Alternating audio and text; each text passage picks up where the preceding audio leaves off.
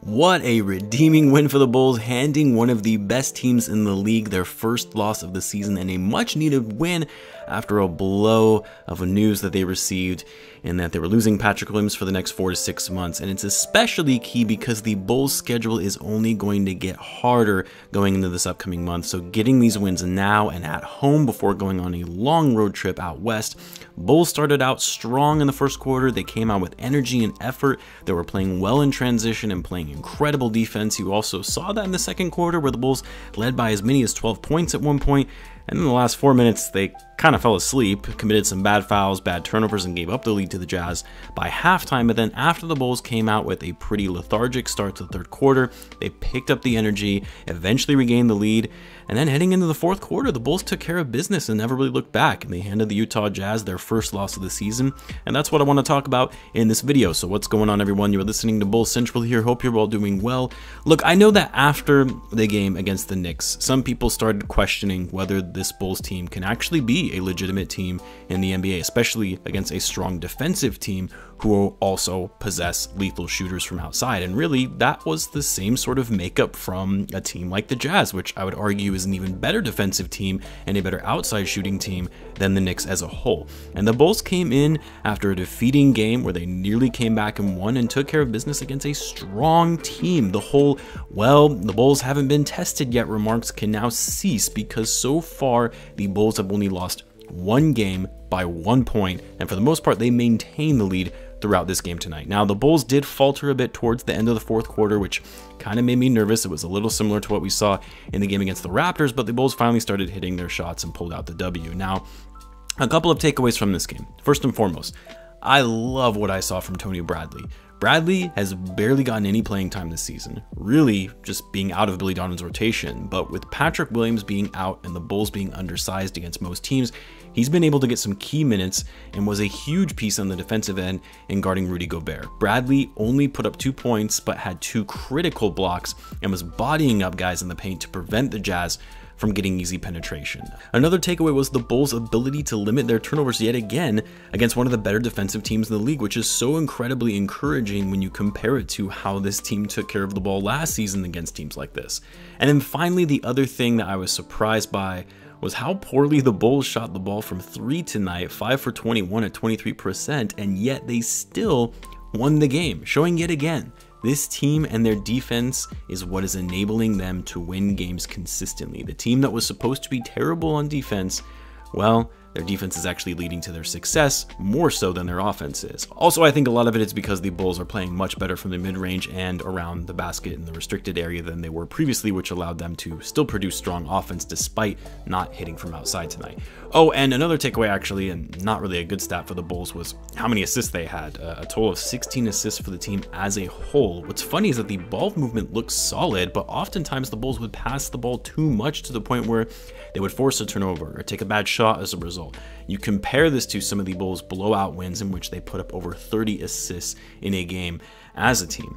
We'll love to see that pick up into them being facilitating more and getting all guys involved on the team. And I guess another takeaway actually was it was finally good to see Derrick Jones Jr. get some run. You know, for the life of me, I couldn't figure out why Billy Donovan wasn't giving him any minutes whatsoever.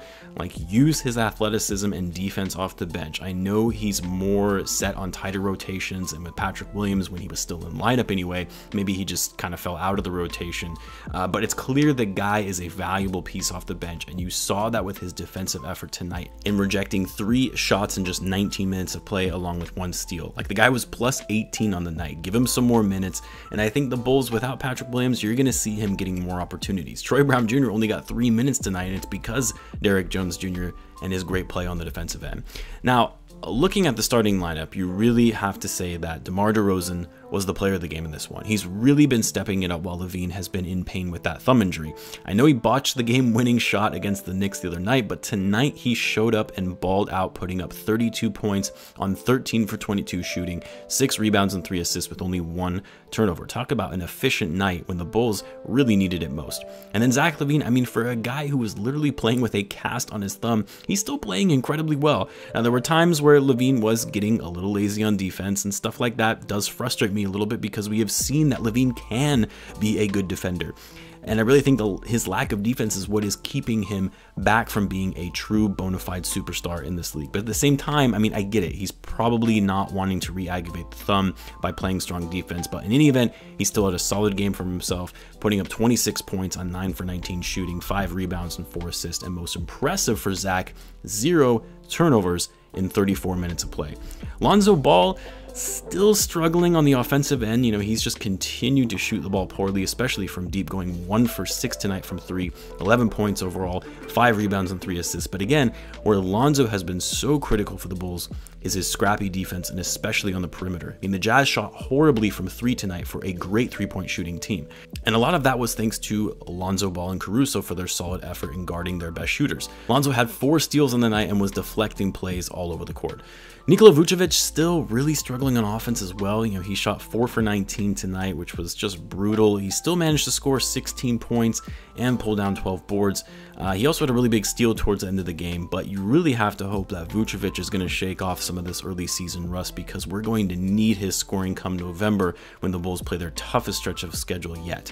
And then finally, Javonte Green didn't play a ton of minutes despite starting 22 minutes in total, and he showed up well. I mean, you look at his stat line, nothing pops out at you like crazy, but as I mentioned before, a lot of it is Javonte's energy that he brings on the court and his hustle and his effort. I hate to say it, but it's not really something we saw from Patrick Williams. I know it's not really in Patrick's character. He is a more subdued type personality by nature, but having that hustle and hype type player is really key, especially when it comes to starting off games.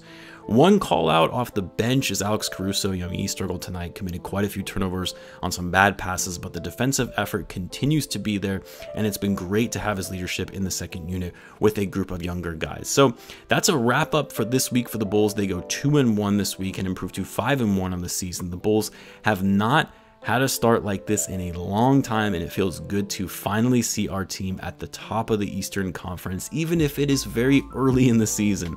So on to the next for the Bulls. They'll be taking on the Celtics in Boston on Monday. Always a tough environment to play at the Garden. I'll have my Bulls weekly preview video of upcoming games for the week on Monday. I was initially going to not have a video uploaded tomorrow, but I'm actually going to upload a video that was already made and ready to go before we received the news on Patrick Williams, and so I pivoted and made some videos on that. So it might sound somewhat dated because I recorded it on Friday morning, but I hope you like it in any event. It's a different video than I usually do, so let me know what you guys think. Let me know what you guys thought of the game tonight. Were there any key takeaways or things that stood out to you guys that maybe I missed? Let me know in the comments, and as always, be sure to subscribe if you're a Bulls fan, as I do post daily Bulls content. Thanks again for tuning in, guys, and I will catch you in the next one.